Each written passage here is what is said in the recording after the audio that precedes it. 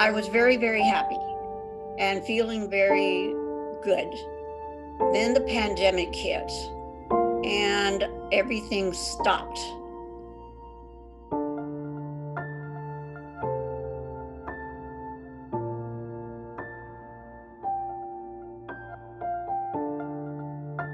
I think the hardest part of this is that many of our seniors felt that their social support would just cut off very abruptly. And it's almost like suddenly you just lost your life meaning. It was a real downer. I do not like being alone. I mean, I live alone. I have lived alone for many, many years. But I've always had a schedule, so I wasn't locked up inside. I would go out. My family has been fabulous, even though I don't see them very little because they all have kids and they don't want me to be subjected to them. It's like a part of your life has changed and it's missing. You're not able to go and visit friends. Once you have been locked in your house for a period of time, and that's your environment, you can go from the bedroom to the living room and that's your trip for the day. I think that it has tremendous detrimental effects on people. Loneliness and social isolations are issues that many of our older adults have already been dealing with before the pandemic. Those who experience isolations, particularly the older adults, are at higher risk for some of these health conditions like dementia or some other serious medical conditions.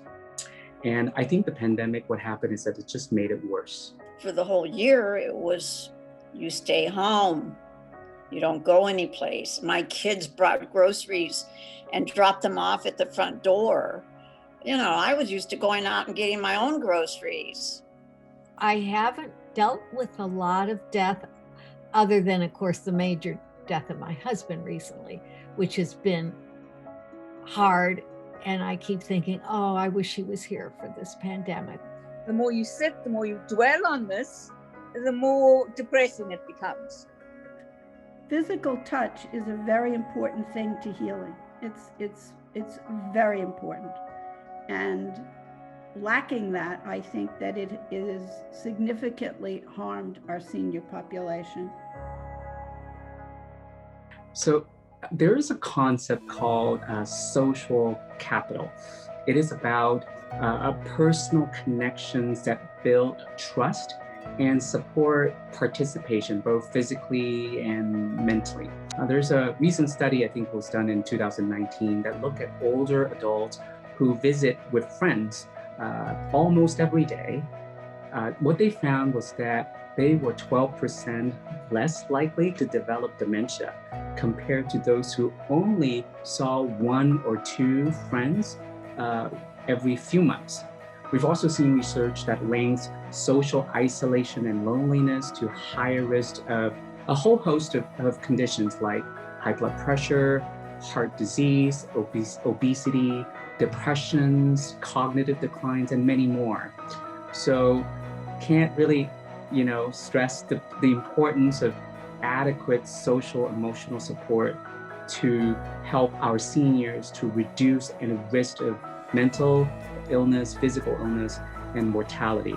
Once we are able to get back into our physical contact with people the way it used to be, I think you're going to see tremendous improvement in people's mental health. I've gotten out a little bit and had lunch with a friend, and oh my gosh, does that make a difference? Just getting out and being with people again. My family, I haven't been to my daughter's house in over a year, and my son lives close by, and I've done a little of that, and my darling daughter-in-law sends my dinner every night. They didn't want me out shopping. And my grandson, I have 6 grandchildren, my grandson delivered it, so I was getting the outside world in, and that was real important for me. And my family, my granddaughter's coming down from Oregon for my birthday next month, and I do see my family, my family that lives close by, my son, my niece, and just getting back to the exercise, it really helps mentally. I just can't believe how important exercise is to mental health. I think most of us can say that when we exercise, we feel good. And there is really a strong correlation between physical activities and how that can influence our mood, particularly in older adults. Because there's a positive effect of physical activities, not just for short term, there's a long-term impact.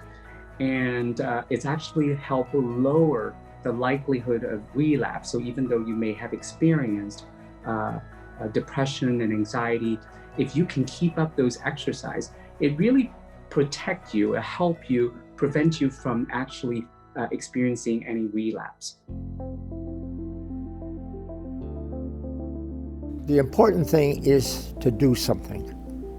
Don't just sit there, don't think, don't say, how poor me. Do something, move your feet, get up, move, bend, stretch. That's the important thing, move yourself. Keeping your body moving is so important to your overall well-being. It just creates an atmosphere internally that keeps everything moving and functioning correctly. I love to walk, and that's been my main exercise. And I live near the beach, so I go to the beach every day, and it's hilly, and my neighborhood is hilly, so I get my heart pumping. It's been a good exercise for me. So I've been at home, and the way I've managed to cope with being at home and not seeing friends as much, not working, not having that interaction as much with people, is by moving, by taking my puppies for a walk every day, 2 to 3 hours, by trying to practice yoga, to center myself, to try and cope basically with what is going on. And I think exercise, keeping yourself moving and keeping yourself busy is the best way to do that. It's not about just going back. We're not going back in time, but we're moving forward. So I think that's really important. And I think that if we think that way, I think we're all going to be okay. And we're all going to be able to manage, and we're all going to be able to look back and really appreciate some of the things that we're able to do despite of the circumstances.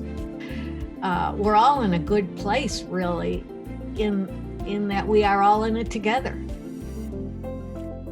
I understand that I'm fortunate and I'm grateful, and I think gratitude's the number one thing to be. Practicing gratitude, being grateful for what you have at the end of the day in a meditative yoga setting, I think is really good. So I have nothing to complain about. I just have things to be thankful for. And that's how I try to look at life. And I have gotten my joyful self back that was gone there for a while. And I just think I'm going to keep doing better.